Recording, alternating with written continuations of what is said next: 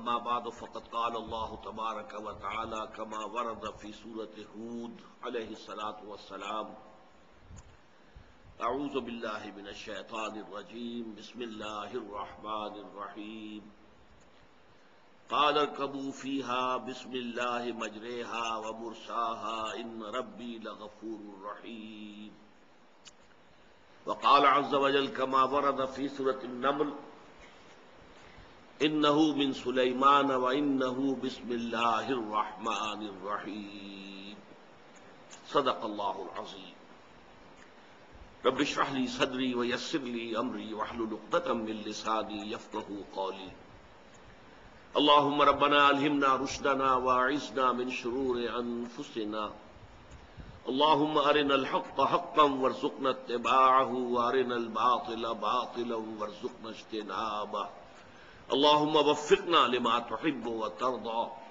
وتقبل منا فإنك خير المتقبلين آمین یا رب العالمین۔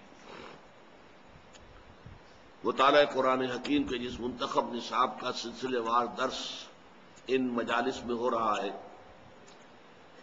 اس سے پہلے متعدد بار عرض کیا جا چکا ہے کہ اس کے کل 6 حصے ہیں۔ پہلا حصہ 4 اسباق پر مشتمل تھا جس کو ہم نے مکمل کر لیا ہے۔ سورۃ العصر، آیت البر، سورہ لقمان کا دوسرا رکوع، سورہ حامیم سجدہ کی آیات 30 تا 36۔ یہ جامع اسباق تھے، یہ جوامع الکلم من القرآن، قرآن مجید میں جامع ترین مقامات۔ اب اس کے بعد جو 4 شرائط نجات بیان ہوئی ہیں سورۃ العصر میں، ان میں سے ایک ایک پر ذرا تفصیلی مباحث آئیں گے۔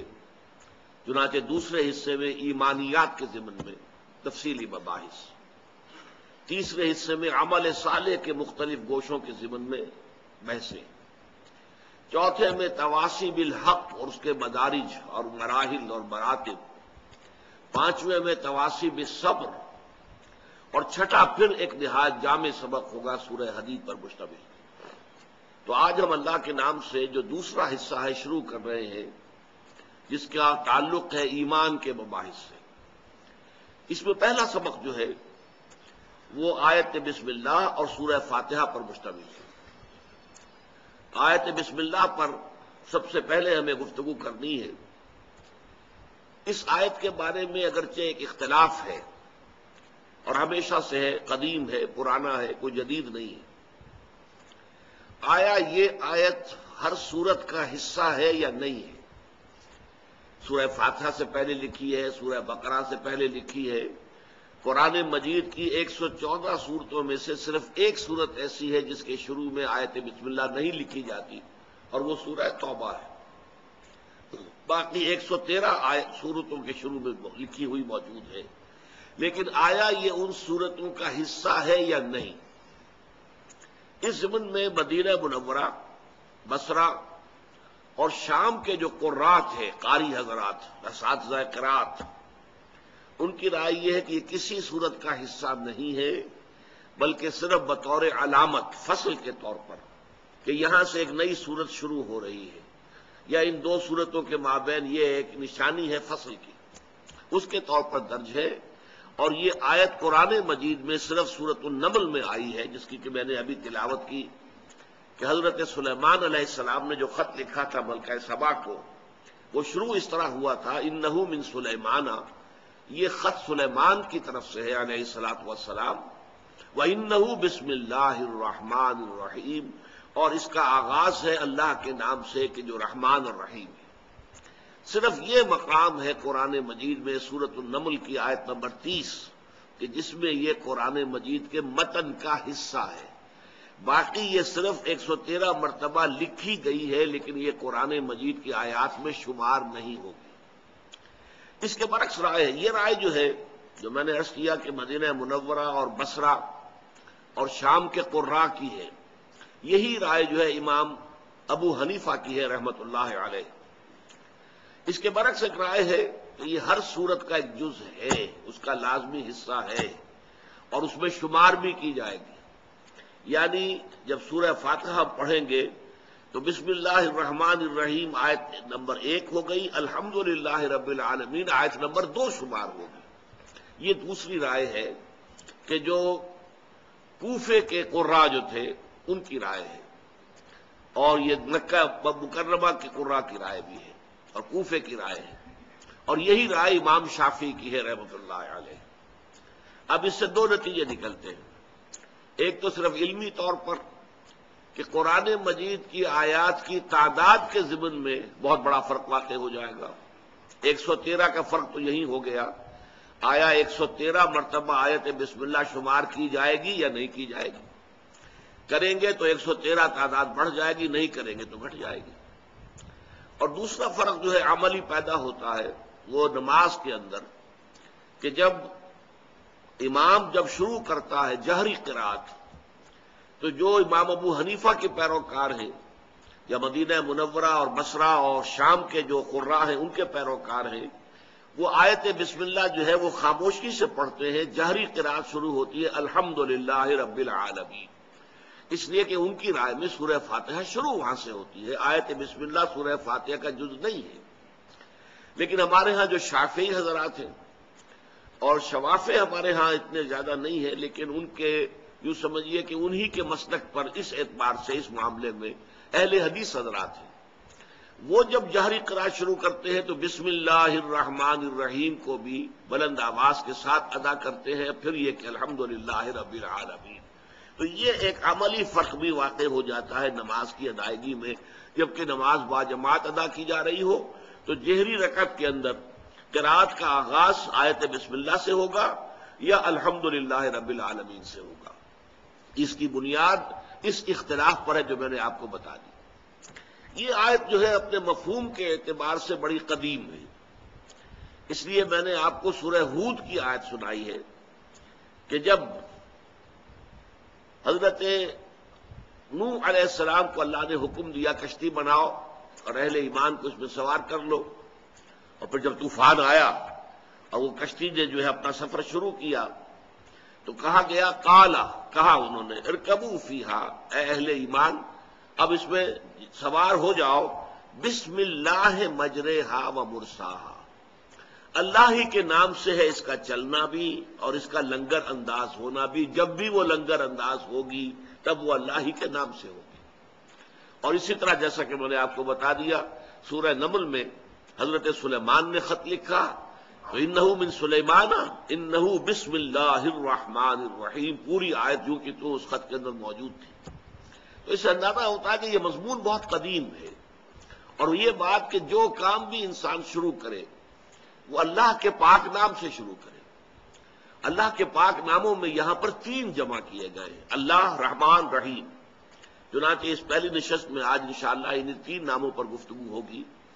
پہلے یہ بات سمجھ لیجئے کہ اس سے برکت کا حصول بھی مقصود ہے۔ ہم کوئی کام کرنے جا رہے ہوں بسم اللہ الرحمن الرحیم، گویا کہ ہم نے انووک کیا ہے اللہ تعالیٰ کی رحمت کو، اللہ کی رحیمی شان کو، اللہ کی رحمانی شان کو، کہ اللہ تعالیٰ ہمارے اس کام میں برکت ڈالے، ہمارے اس کوشش کو بارآور کرے، نتیجہ خیز کرے۔ پھر اس میں یہ کہ جس شخص کو یہ عادت ہو جاتی ہے اس کے لیے ایک طرح سے یہ ایک انتباہ بھی بن جاتا ہے کہ کوئی کام شروع کرنے سے پہلے کوئی بھی کام تھا اور اس وقت اس کو شعور نہیں تھا کہ یہ کام جو میں کرنے چلا ہوں جائز بھی ہے کہ نہیں ہے، صحیح بھی ہے کہ نہیں ہے، لیکن جب کہے گا بسم اللہ الرحمن الرحیم تو اچانک چونک جائے گا کہ میں جو یہ کام کرنے چلا ہوں یہ تو اس اللہ کے حکم کے منافی ہے، یہ تو در حقیقت حرام ہے، ناجائز ہے، لہذا اس پر تو بسم اللہ الرحمن الرحیم گویا کہ بالکل اس کی متضاد کی حیثیت رکھتی ہے۔ تو یہ ایک جو ہے ایک سیلف وارننگ کا کام بھی اس آیت مبارکہ دیتی ہے کہ آدمی جب اس کو پڑھے تو یہ ایک شعور اس کے اندر پیدا ہو جائے، وہ ذرا سوچ لے، نگاہ باز گشت ڈال لے ذرا کہ جو ارادہ میں نے کیا ہے، جو کام کرنے کا میں نے فیصلہ کیا ہے، جس کا میں آغاز کرنے چلا ہوں وہ صحیح بھی ہے یا نہیں، کہیں غلط تو نہیں، حرام تو نہیں، ناجائز تو نہیں۔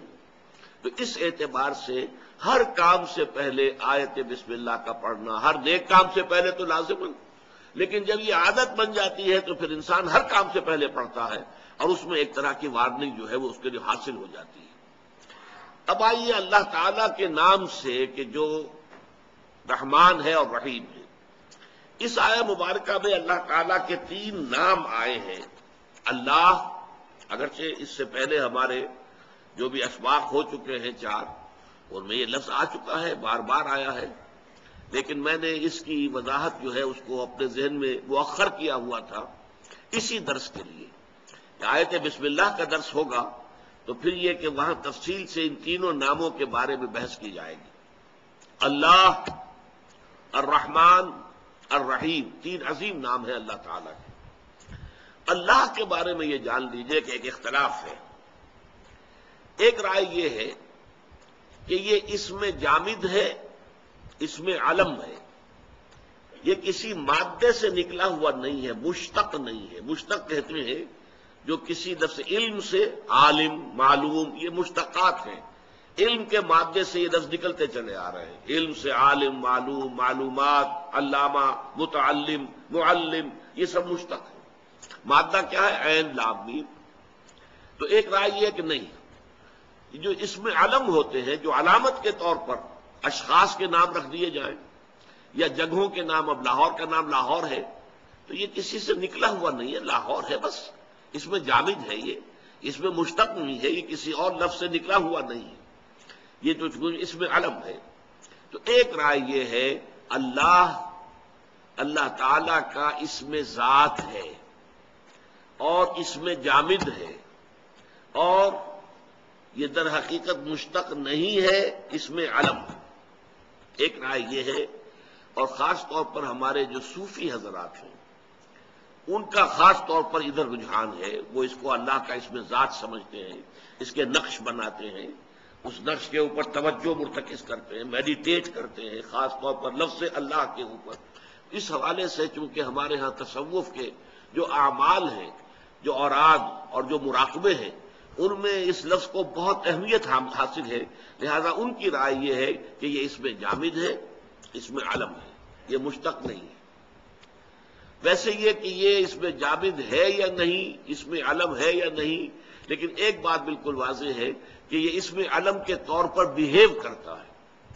یا اللہ ہم کہتے ہیں، اگر یہ الالہ ہوتا جیسا کہ دوسری رائے ہے تو یا ایھا اللہ کہنا پڑتا، ایھا ایڈ کیے بغیر ہم نہیں کہہ سکتے تھے، اس لیے یہ یا اللہ جب ہم کہتے ہیں تو اس سے ثابت ہوتا ہے کہ یہ اس میں ذات ہے، واللہ عالم۔ دوسری رائے کیا ہے؟ دوسری رائے یہ کہ یہ الہ سے بنا ہے، جیسے اللہ کے باقی تمام نام جو ہیں وہ بھی اللہ تعالیٰ کے صفاتی ناموں پر الف لام داخل ہو جائے تو وہ نام بن جاتا ہے۔ علیم، علیم، صاحب علم ہستی، العلیم، یہ اللہ کا نام ہو گیا، وہ ذات جس کا علم کامل ہے، ابدی ہے، ازلی ہے، مطلق ہے، ذاتی ہے، یہ ساری بحثیں ہم کر چکے ہیں حقیقت و اقسام شرک کے ضمن میں۔ تو یہ العلیم، قدیر اللہ کی صفت ہے، قدیر، القدیر، رحیم، الرحیم، الف لام لگنے سے وہ نام بن جاتا ہے۔ اسی طرح الہ سے الف لام ایڈ ہوا ہے، الالہ، الالہ میں سے بیچ کا الف نکل گیا، دونوں لام جڑ گئے، اللہ۔ یہ ہے گویا کہ اس میں باری تعالیٰ کی گویا کہ گرامر کے اعتبار سے، لغت کے اعتبار سے یہ الہ پر الف لام داخل ہو کر بنا ہے۔ اب یہ کہ یہ الہ کا مادہ کیا معنی دیتا ہے، جیسے میں نے عرض کیا علم یہ مادہ ہے، اس مادے سے کیا کیا معنی نکل رہے ہیں اور اس کے مطابق الفاظ ڈھلتے چلے جاتے ہیں۔ تو یہ جو الف لام ہے کا مادہ ہے، اس کے کیا کیا مفہوم ہے؟ دیکھیے، ایک مفہوم ہے جیسے کہ کوئی کہے گا علیہ الفصیل الی امہ، کوئی دودھ دینے والا جانور ہے، کوئی بھینس ہے، گائے ہے، آپ نے اس کا بچڑا جو ہے یا کٹا اسے کہیں دور باندھا ہوا ہے کھوٹے کے ساتھ، اگر کہیں وہ اس کی رسی کھل جائے یا کھوٹا اکھڑ جائے تو دوڑ کر جائے گا اپنی ماں کے تھنوں کی طرف۔ یہ ہے علیہ الفصیل الی امہ، وہ بچہ جسے کہ ماں سے جدا کیا ہوا تھا، اس کو باندھا ہوا تھا علیحدہ، ماں علیحدہ بندھی ہوئی تھی، وہ بچہ علیحدہ بندھا ہوا تھا، وہ اگر چھوٹ گیا تو بجلی کی طرح دوڑے گا، وہ جائے گا علیہ الفصیل، گویا کہ انسان بے اختیار دوڑے کسی ہستی کی طرف، یہ ہے علیہ۔ اس اس معنی میں اس لفظ کے اندر جو مفہوم ہے وہ عوام الناس کا جو تصور ہے اللہ کا، تکلیف میں اللہ کو پکارنا، حاجت میں اللہ کو پکارنا، مصیبت میں اللہ کو پکارنا، کوئی بھی اس قسم کی صورتحال پیش آ جائے تو جیسے وہ ماں سے بچھڑا ہوا بچہ جو ہے وہ دوڑتا ہے ماں کی طرف، ایسے ہی یہ بندہ لپکتا ہے اللہ کی جانب، اللہ کی رحمت کی دعائی دیتا ہے، اللہ سے حاجت روائی کی درخواست کرتا ہے، اللہ سے رزاقی کا حوالہ دیتا ہے، پروردگار میں بھوکا ہوں، میرے لیے رزق کا بندوبست فرما۔ یہ گویا کہ علیہ الفصیل و الی امہ، اس سے جو مفہوم بنتا ہے یہ عوام الناس کا تصور الہ یہی ہے۔ اس سے بلندر سطح پر عوام الناس کی اپروچ نہیں ہے، وہ میں بھی بعد میں آپ کو بتاؤں گا۔ اس کے علاوہ یہ ایک رائے یہ ہے کہ یہ ولاہ سے بنا ہے، ولاہن سے الہن بن گیا ہے، جیسے کہ وحدن سے احدن بن گیا ہے۔ واو اور الف جو ہے یہ حروف علت کہلاتے ہیں، الف واو اور یہ، اور یہ ایک دوسرے کی جگہ عدلتے بدلتے رہتے ہیں، تو ولاہن سے الہ بن گیا۔ اور ولہ ہم اردو میں بھی جانتے ہیں، والہانہ محبت، والہانہ محبت، بے انتہا محبت، والہانہ محبت، یہ تصور الہ ہے صوفیاء کا۔ اللہ وہ ہستی ہے جس سے محبت کی جائے، جس کے ساتھ والہانہ محبت ہو، بلکہ اس کے لیے ہمارا جو عام استعمال ہے لفظ محبت کافی نہیں، عشق، شاد باد اے عشق خوش سودائے ماں، اے طبیب جملہ علت آئے ماں، یہ تو کہا ہے مولانا روم نے۔ اور علامہ اقبال کیا کہتے ہیں، عقل و دل و نگاہ کا مرشد اولی ہے عشق، عشق نہ ہو تو شرع و دین بت کدے تصورات۔ جب تک انسان کے اندر اللہ کا عشق نہیں ہے، اللہ کی محبت، اور محبت کی وہ شدت جو ہے جس میں والہانہ انداز پیدا ہوتا ہے، وہ ہے لفظ عشق کے اندر، جس میں کہ ایک انسان جو ہے ماہی بے آب کی طرح تڑپے، وہ عشق اگر اللہ کے ساتھ نہیں ہے تو یہ شرع و دین، یہ قواعد و ضوابط، یہ نماز اور روزہ، یہ بت کدہ تصورات بن کر رہ جاتا ہے، یہ نرے ریچولز بن جاتے ہیں، رسومات بن جاتی ہیں، یہ رسومات کو پوجا جاتا ہے، نماز و روزہ و قربانی و حج یہ سب باقی ہے، تو باقی نہیں۔ تو صوفیاء کرام کا جو تصور ہے وہ یہ ہے کہ وہ ہستی جو محبوب ترین ہستی ہے وہ ہے الہ، اور اسی سے بنا اللہ، وہ ہستی کے جو واقعتاً کائنات میں محبوب ترین ہے۔ تیسری رائے یہ ہے کہ یہ لاہ یلوہ سے بنا ہے، اور عام طور پر عربوں کے استعمال میں لا اللہم نہیں کہتے، لاہم لاہم لاہم، اس میں پہلے شروع میں الف نہیں ایڈ کرتے تھے، اے اللہ لاہم۔ تو یہ لاہ یلوہ کے دو معنی ہیں، ارتفع بہت بلند ہو گیا، اور احتجب چھپ گیا۔ اس اعتبار سے یہ فلسفیوں کا تصور الہ ہے، وہ ہستی کہ جس کی کنہ تک ہم نہیں پہنچ سکتے، جس کی حقیقت کو ہم نہیں جان سکتے۔ ہمارا سارا سرمایہ جو بھی ہے معرفت خداوندی کا، وہ صرف اس کے اسماء و صفات کے حوالے سے ہے، ذات باری تعالیٰ کے بارے میں ہم کچھ نہیں جانتے۔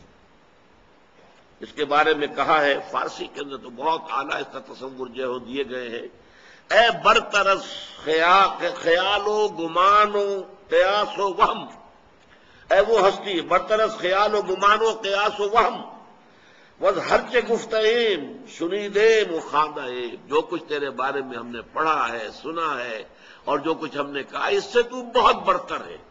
احمد سرہندی رحمۃ اللہ علیہ مجدد الفسانی اپنے خطوط میں لکھتے ہیں، وراء الورا ثم وراء الورا ثم وراء الورا، وہ بہت بلند سے بلند، بلند سے بلند، ہمارے تصور سے، ہمارے خیال سے، ہر شے سے بلند ہے۔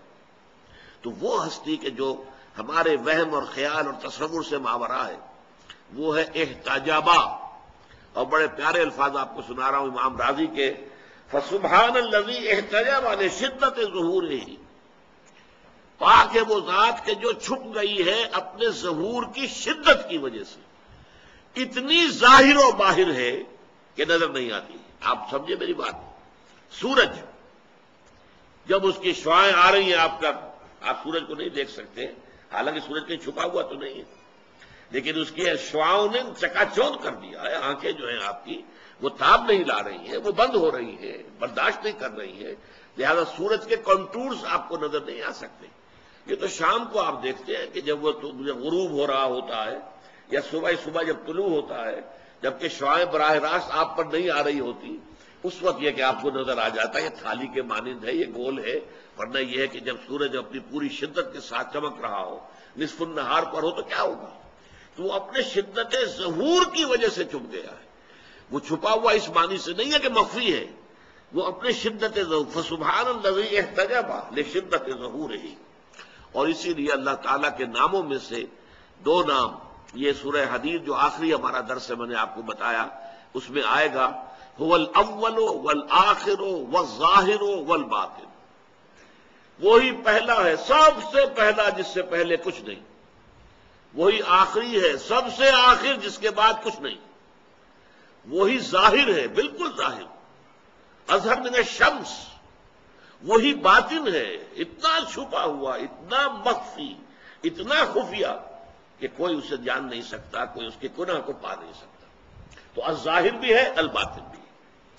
تو یہ لفظ اللہ کے اندر یہ تین تصورات ہیں. اسی اعتبار سے میں حیران ہوا کرتا ہوں کہ یہ لفظ کس قدر جامع ہے اللہ تعالیٰ کے اسماء میں سے، کہ اس میں وہ ایک عوام الناس کا تصور ہے، علیہ الفصیل و الی امہ، اپنی ضرورت میں، تکلیف میں، کسی مصیبت میں، کسی حاجت روائی کے لیے پکارنا. بیماری میں ہے تو اللہ کو پکار رہے ہیں. عوام کا معاملہ یہی تک ہوتا ہے. اس سے آگے وہ محبوب حقیقی، مطلوب اصلی اور مقصود حقیقی بنتی ہے ان کے تصورات سے ماورا چیزیں. لیکن صوفیاء کرام محبوب حقیقی، اور وہ کہ جس کی محبت جو ہے، جس میں سرایت کر چکی ہو جان کے اندر، اور انسان کے وجود کا ایک جزو لا ینفک بن جائے. اور تیسرا یہ کہ فلاسفہ تو یہی کہیں گے ہم نہیں جانتے. ایگنوسٹسزم کسے کہتے ہیں؟ ہمیں کچھ حقیقت کا پتہ نہیں ہے، ہم حقیقت کو جان ہی نہیں سکتے. اور یہ باقاعدہ ایک مکتبہ فکر ہے، ایگنوسٹسزم. اسکیپٹسزم کسے کہتے ہیں؟ ایگنوسٹسزم کہتے ہیں لا ادریت، لا ادری، میں نہیں جانتا، لا ادری، لا ندری، ہم کچھ نہیں جانتے، کچھ نہیں جان سکتے. یہ ہے ایگنوسٹسزم. اسکیپٹسزم ارتیابیت، ہر چیز کے بارے میں شک، پتہ نہیں یہ کائنات بھی ہے کہ نہیں ہے، پتہ نہیں میں ہوں بھی کہ نہیں ہوں، یہ میرا وہم ہی ہے، خیال ہی ہے، گمان ہی ہے. اب یہ ارتیابیت ہے، یہ اسکیپٹسزم. تو فلسفی تو پیور فلسفی جو ہوگا وہ یا ایگنوسٹک ہو جائے گا اور یا اسکیپٹک ہو جائے گا. جب تک کہ فلسفی وہ جو ہم نے لقمان کے ذکر میں پڑھا تھا، فطرت سلیمہ کی روشنی اور رہنمائی میں عقل سلیم سفر کرے، وہ جو فلسفہ نہیں بلکہ حکمت وجود میں آتی ہے، وہ بالکل مختلف شے ہے. لیکن پیور فلسفی جو منطق کی بنیاد پر اور خالص عقل کی رہنمائی میں چلے گی، اس کی جو منزل ہے آخری، وہ ایگنوسٹسزم ہے کہ کچھ پتہ نہیں، یا اسکیپٹسزم ہے، ارتیابیت. یہ ہے تین لیولز ذات باری تعالیٰ کے ضمن میں. اللہ، یہ اللہ تعالیٰ کا وہ نام ہے جو سب سے کثرت کے ساتھ قرآن مجید میں آیا، اور ہمارے ہاں جو صوفی مزاج کے حضرات ہیں ان کے نزدیک یہ اسم ذات ہے، یہ اللہ کا نام ہے. اب آئیے الرحمن الرحیم، اس کے بارے میں بھی مختلف آراء ہیں. رحمان کے بارے میں مسند ایک رائے یہ ہے کہ یہ عربی لفظ ہے ہی نہیں، یہ رحمان، را کے بعد خے. اور یہ شاید آپ نے نوٹ کیا ہو، ہمارے پٹھان بھائی جو ہے وہ رحمان کو رحمان ہی پڑھتے ہیں. معلوم ہوتا ہے کہ وہ ہا کے اوپر نقطہ لگا کر بولتے رحمان، رحمان بول. تو اسی طریقے سے یہ کہتے ہیں کہ کسی سابقہ کسی اور لینگویج کا لفظ تھا یہ، اور یہ عربی کے اندر داخل ہوا ہے، دخیل ہوا ہے، اور اس سے رحمان بن گیا ہے. اور یہ بھی اس میں ذات کی طرح بیہیو کرتا ہے، یہ اللہ تعالیٰ ہی کے لیے استعمال ہوتا ہے. اور یہ الف لام کے بغیر نہیں آتا، سوائے اس کے کہ منادا اگر ہو جائے اور کسی کے ساتھ وہ مضاف الیہ بن جائے، مضاف بن جائے، تو پھر رحمان جو آ سکتا ہے، ورنہ الرحمان. بہرحال یہ کہا گیا تھا، سورہ الفرقان کی آیت ہے، قالوا وما الرحمن. جب ان سے کہا گیا رحمان کو سجدہ کرو، انہوں نے کہا یہ رحمان کون ہے؟ نسجد لما تامرنا، اے محمد کیا ہم اسے سجدہ کریں گے جس کا کہ حکم تم ہمیں دو گے؟ وزادہم نفورا، اور ان کے اندر نفرت کا اضافہ ہو گیا.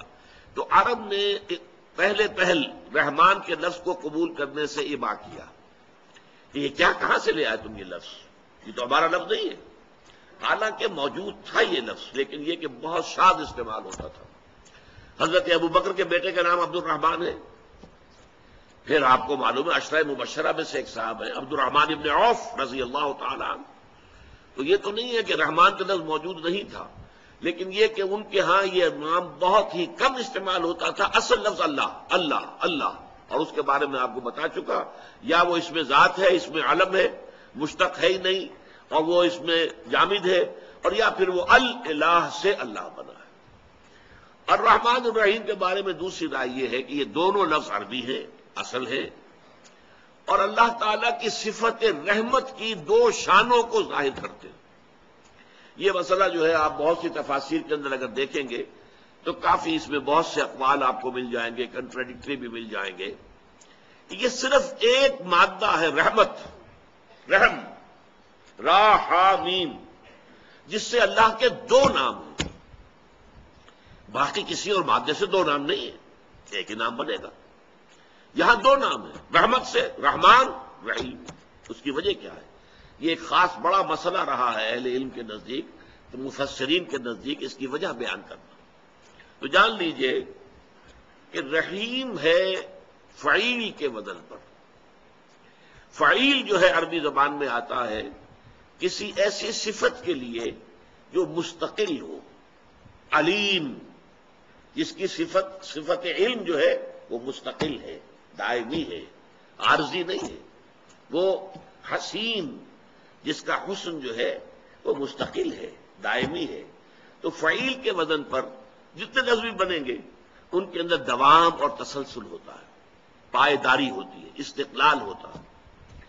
اور رحمان جو ہے یہ فعلان کے وزن پر ہے، اس میں مبالغہ، فعلان یا فولان، یہ دو آتے ہیں کہ جس میں کوئی کیفیت نہایت ہیجانی ہو، طوفانی ہو۔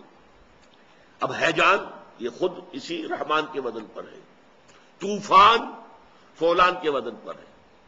عرب اگر بھوکا مر رہا ہوگا تو کیا کہے گا؟ انا جوعان، میں بھوک سے مر رہا ہوں، انتہائی بھوکا ہوں، انا جوعان۔ اگر بہت پیاسا ہوگا انا عطشان، میں بہت پیاسا ہوں، پیاس سے مرا جا رہا ہوں۔ اسی طرح قرآن مجید میں لفظ آتا غضبان، نہایت غضبناک، نہایت غصے میں۔ یہ لفظ کس کے لیے آیا ہے؟ حضرت موسیٰ علیہ السلام جب اللہ تعالیٰ سے ہم کلام ہو رہے تھے کوہ طور پر، تو وہاں اللہ تعالیٰ نے فرمایا کہ تمہاری قوم کو تمہاری غیر حاضری میں سامری نے گمراہ کر دیا ہے، اور انہوں نے ایک بچڑا تراش لیا ہے، بنا لیا ہے، اور بچڑے کو پوجنے لگے۔ اب اس کی سے جو غصہ آیا ہے اپنی قوم پر، اور حضرت موسیٰ علیہ السلام آپ کو معلوم ہے جلالی مزاج کے آدمی تھے، قبطی کو ایک مکہ مارا تھا مصری کو، اور اس کی جان نکال دی تھی۔ اسی کے نتیجے میں پھر وہاں سے مفرور ہو کر جانا پڑا تھا مدین، اور وہاں رہے کئی سال، 10 سال لگے۔ یہ مزاج جو ہے، تو جب وہ واپس آئے ہیں تو غضبان اسفا، موسیٰ جب لوٹ رہے ہیں تو نہایت غضبناک تھے اور نہایت افسوس کے اندر کہ میری قوم نے، جس کو اللہ نے میرے ذریعے سے نجات دی، غلامی کے بندھنوں میں بندھے ہوئے تھے، انہیں پرسیکیوٹ کیا جا رہا تھا، ان کے بیٹوں کو قتل کر دیا جاتا تھا پیدا ہوتے ہی، اور بچیوں کو زندہ رکھتے تھے اپنی خدمت گزاری کے لیے، اور آج یہ ہو گیا کہ انہوں نے بچڑے کو معبود بنا لیا۔ تو جو غضب اور جو غصہ آیا ہوگا اس کا ایک ظہور بھی ہوا کہ انہوں نے وہ جو جن پتھر کی سلوں پر، تختیوں پر تورات کے احکام عشرہ اللہ تعالیٰ نے لکھ کر دیے تھے، وہ تو زمین پر پٹک دی، اور حضرت موسیٰ علیہ السلام کی داڑھی بھی پکڑ لی اور پیشانی کے بال بھی پکڑے، اور دونوں کے پکڑ کے کھینچا اپنی طرف غصے میں کہ تم نے یہ میری خلافت اور نیابت کا کیا حق ادا کیا؟ میں تمہیں بنا کر گیا تھا اپنا خلیفہ، اپنا نائب۔ تو غضب کا یہ عالم تھا۔ تو اس وقت میں بیان کر رہا تھا کہ اس وزن پہ جو لفظ آتے ہیں غضبان، عطشان اور طوفان، جوعان، یہ سارے ہیں کسی شے کے اندر انتہائی ہیجان بھی اسی وزن پر ہے، جوش و خروش کی انتہا ہو۔ اس اعتبار سے نوٹ کیجئے تو بہت سی باتیں کہی گئی ہیں، مثلاً اللہ تعالیٰ کی صفت رحمانیت کا تعلق تخلیق سے ہے۔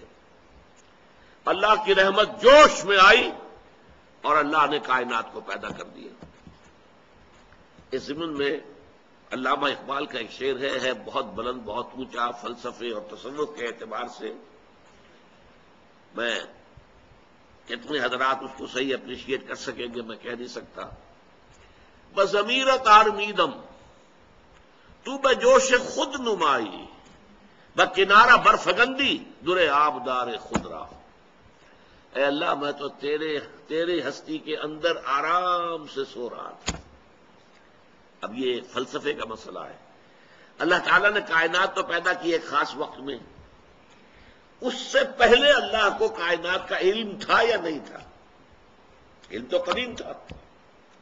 مجھے اللہ نے پیدا کیا 1932 میں، لیکن اللہ تعالیٰ کے علم میں تو میں ہمیشہ سے موجود تھا.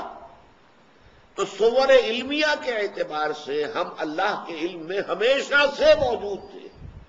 تو میں تو اے اللہ تیرے علم کی گود میں آرام سے پڑا ہوا تھا، سو رہا تھا. تو نے اپنی خود نمائی کے جوش میں تجھے جوش آیا کہ اپنے آپ کو ظاہر کرے. یہ ہے وہ فلسفہ کہ جو علت تخلیق کے سلسلے میں واحد ایک بات ہے جو کہی گئی ہے، اگرچہ جو حدیث کے سلسلے میں بیان ہوتی ہے محدثین اس کو تسلیم نہیں کرتے. کنت کنزا مخفیا، حدیث قدسی ہے مبینہ طور پر.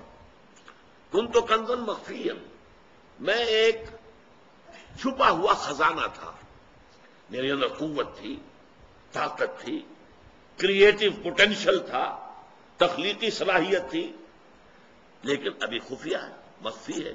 کوئی اس کا دیکھنے والا ہے ہی نہیں، کوئی اس کا اپریشیٹ کرنے والا ہے ہی نہیں. فخلقت الخلق، تو میں نے مخلوق کو پیدا کیا لأعرف، تاکہ مجھے پہچانا جائے. اور مخلوق جو ہے پھر جب سب سے اونچی مخلوق انسان کو پیدا کیا جو غیب میں رہتے ہوئے مجھے پہچانے. فرشتے مجھے پہچانتے ہیں تو حضوری کی حالت میں پہچانتے ہیں، لیکن یہ پہچاننا جو غیب کے پردے میں. اسی لیے سورہ بقرہ میں آغاز ہی میں جو لفظ آیا ہے تو کیا ہے؟ الف لام میم ذالک الکتاب لا ریب فیہ ھدی للمتقین الذین یؤمنون بالغیب. غیب میں ہوتے ہوئے اللہ تعالیٰ کو پہچانتے ہیں، اللہ کو مانتے ہیں، اللہ کی بندگی کرتے ہیں، اللہ کی پرستش کرتے ہیں. کسی نے اللہ کو دیکھا تو نہیں. تو یہ در حقیقت معاملہ جو ہے یہ ہے اللہ تعالیٰ کے ساتھ معاملہ کہ اللہ نے کنت کنزا مخفیا، میں چھپا ہوا خزانہ تھا تو میں نے چاہا فاحببت ان اعرف، کہ مجھے پہچانا جائے. فخلقت الخلق، اب یہ ساری خلق جو ہے کائنات یہ گویا کو اللہ کے پہچاننے کا ایک ذریعہ ہے. اس کی قدرت کا اندازہ کرو جس نے اس کائنات کو پیدا کیا، جس کی آخری حدیں ہمیں آج تک معلوم نہیں. وہ ہبل ببل کوئی کتنی ہی آپ 100 گنا ہبل ببل سے بڑی اور کوئی اگر آپ ٹیلیسکوپ بنا لیں گے تب بھی آپ اس کائنات کا سرا نہیں دیکھ سکتے.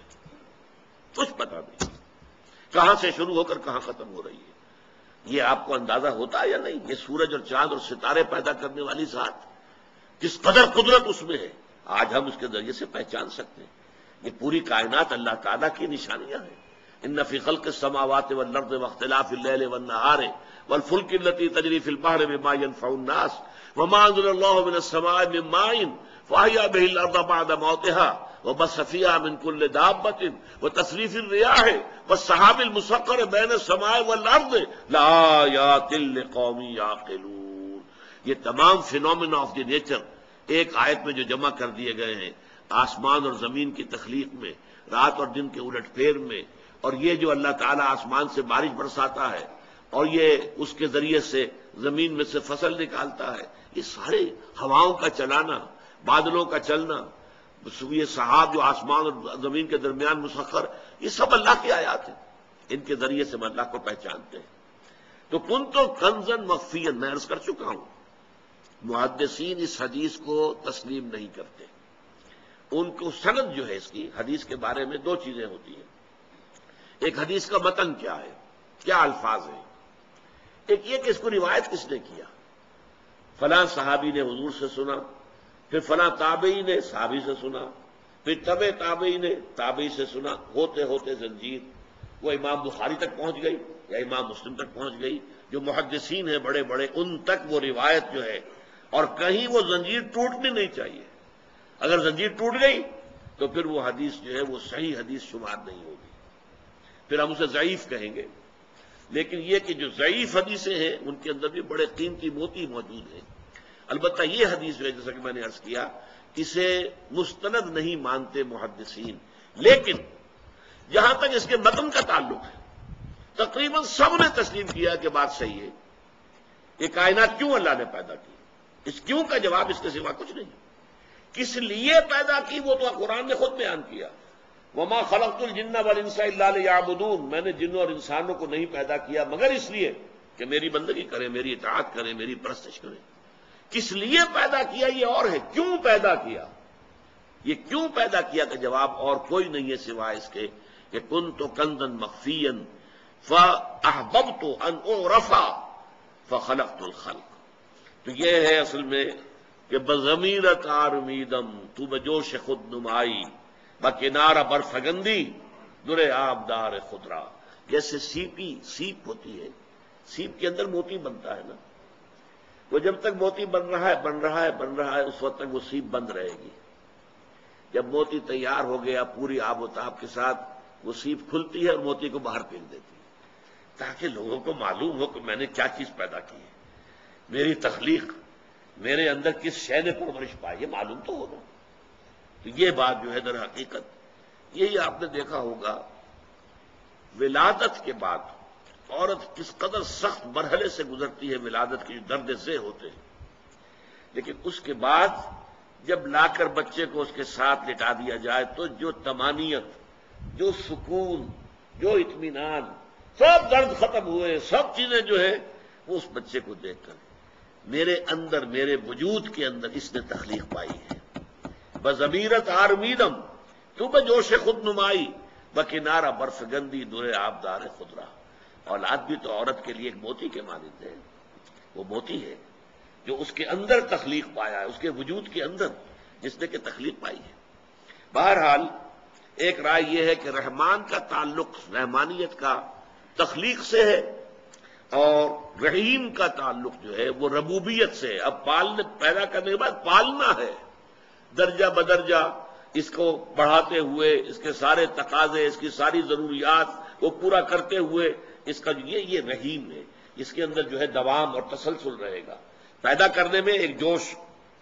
اسی طریقے سے ایک لفظ استعمال ہوتا ہے عام طور پر ہمارے سابق مفسرین، رحمان الآخرہ، رحمان الدنیا و رحیم الآخرہ.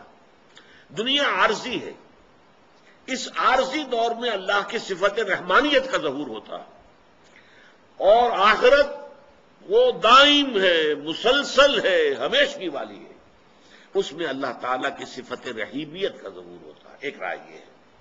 لیکن یہ کہ اس کے اندر بہترین رائے جو میرے نزدیک ہے، اب میں آپ کے سامنے عرض کر دوں، میرے نزدیک اس کی جن حضرات نے یہ رائے دی ہے میں ان سے متفق ہوں.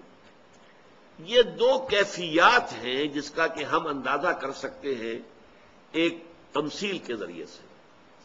فرض کیجئے کہیں کسی بس کا ایکسیڈنٹ ہو گیا، آپ گاڑی میں سفر کرتے جا رہے تھے، آپ رکے، دیکھا، آپ نے دیکھا کہ ایک ماں ایک بچہ، ماں فوت ہو گئی ہے، مر گئی ہے، اور شیر خوار بچہ جو ہے وہ اس کی چھاتی سے چمٹا ہوا رو رہا ہے. باپ یا کوئی اور رشتہ دار ہے ہی نہیں، اس عورت کی آئیڈینٹیفیکیشن بھی نہیں ہو رہی. کون انسان ہوگا کہ جس کے دل میں رحمت کا ایک ٹھاٹھے مارتا ہوا سمندر پیدا نہیں ہو جائے گا؟ یہ بچہ جو رہ گیا ہے بالکل بے آسرا، اس کا کوئی سہارا نہیں رہا، میں اس کی سرپرستی قبول کر لوں، میں اسے لے لوں، میں اسے پروان چڑھاؤں، اس کی کفالت کا ذمہ میں لے لوں. یہ ہے جوش آپ کے اندر، رحمت کا، رحمانیت والا جوش پیدا ہوا. آپ نے کہا یہ بچہ بھائی میں اس کی پرورش میں دیتا ہوں، اپنے ذمہ دیتا ہوں، اس لیے کہ اس کی کیفیت کو دیکھ کر آپ کے اندر وہ جوش پیدا ہوا آپ کی رحمت میں. لیکن عین ممکن ہے کچھ ہی دنوں کے بعد آپ پچھتائیں، یہ میں کیا کر بیٹھا، میرے اپنے بچے اتنے تھے، پہلے اتنا بوجھ تھا، ایک اور بوجھ میں نے لے لیا ہے. چونکہ ہمارے ہاں وہ جوش تو ہے، دوام نہیں ہے. اب اللہ تعالیٰ کی صفت رحمت کیا ہے؟ جوش بھی ہے، دوام بھی ہے، اور دونوں مستقل ہیں. اس لیے کہ جب اللہ تعالیٰ کی صفات قرآن مجید میں آتی ہیں جن میں حرف واو درمیان میں نہ آئے، الرحمن والرحیم، یہ تو ہو جائے گی مغایرت. اللہ تعالیٰ کی صفات جہاں قرآن میں آتی ہے تو واو حرف نہیں آتا بیچ میں، صرف ایک استثناء ہے، چونکہ اس آیت کا حوالہ آج آ چکا تھا اس لیے میں بیان کر دیتا ہوں۔ سورہ حدید کی آیت جو ہے هو الاول والآخر والظاہر والباطن، یہاں واو کا اضافہ، وہ اول ہے، وہ اور آخر ہے اور ظاہر ہے اور باطن، باقی ہر جگہ بغیر واو کے آتا ہے۔ یسبح للہ ما فی السماوات و ما فی الارض الملک القدوس العزیز الحکیم، الملک والقدوس والعزیز والحکیم نہیں، بلکہ ایک آیت میں سورہ حشر کی 8 آیات 8 الفاظ اللہ کے آئے ہیں، الملک القدوس السلام المومن المہیمن العزیز الجبار المتکبر، 8 اسماء، کہیں حرف واو نہیں آیا، اس لیے کہ اللہ تعالیٰ کی یہ تمام صفات اس کی ذات میں بیک وقت موجود ہیں۔ واو ڈالیں گے تو اس میں فصل ہو جائے گا، اور فصل جو ہے ذات باری تعالیٰ کی صفات کے اندر صحیح نہیں ہے۔ اللہ کی تمام صفات اس کی ذات میں بیک وقت موجود ہے، تو اس کی ذات میں رحمت خداوندی جو ہے وہ شان رحمانیت کے ساتھ اور شان رحیمیت کے ساتھ بیک وقت موجود ہے۔ اور اب میں آخری بات عرض کر رہا ہوں، یہ شان رحیمی اور رحمانیت اللہ تعالیٰ کے ناموں میں سب سے زیادہ پیارے نام ہمارے لیے کیوں ہیں؟ حضور نے فرمایا صلی اللہ علیہ وسلم، کوئی شخص محض اپنے اعمال کی بنیاد پر جنت میں نہیں جا سکے گا جب تک کہ رحمت خداوندی دستگیری نہ کرے۔ کسی صحابی نے، واقعہ یہ ہے کہ بڑی جرت کی، ہمت کی، ڈرتے ڈرتے پوچھ لیا، کیا حضور آپ بھی؟ فرمایا ہاں میں بھی، ولا انا الا ان يتغمدني ربي برحمة منه وفضل، میں بھی بغیر اس کے کہ اللہ تعالیٰ اپنی رحمت اور فضل و کرم سے مجھے ڈھانپ لے جنت میں داخل نہیں ہو سکتا۔ تو ہمارے لیے سب سے بڑی ضرورت کیا ہے؟ اللہ کی رحمت۔ یہی وجہ ہے سورہ رحمان، الرحمن علم القرآن، جو عروس القرآن جسے کہا ہے حضور نے، سورہ رحمان کو حضور نے فرمایا سورۃ الرحمان عروس القرآن۔ یہ سورۃ الرحمان جو ہے یہ قرآن کی دلہن ہے۔ کس قدر خوبصورت الفاظ، کس قدر جو ہے صوتی آہنگ، اس کا ملکوتی غنا، اس کی اپنی ایک جو ہے وہ میوزک، اس کا سمجھیے غنا موسیقی ہے۔ تو وہ سورۃ الرحمان جو ہے اس کا الرحمن علم القرآن خلق الانسان علمہ البیان، یہ 4 چوٹی کی چیزیں بیان کی گئی ہیں۔ اللہ کے نام میں چوٹی کا نام الرحمن، اللہ نے جو کچھ سکھایا انسان کو اس میں چوٹی کا علم، علم القرآن، اللہ نے جو کچھ تخلیق فرمایا اس میں چوٹی کی تخلیق، کلائمیکس، خلق الانسان، اور انسان کو جو صلاحیتیں عطا فرمائیں ان میں چوٹی کی صلاحیت علمہ البیان، اسے بیان کی صلاحیت عطا فرمائی۔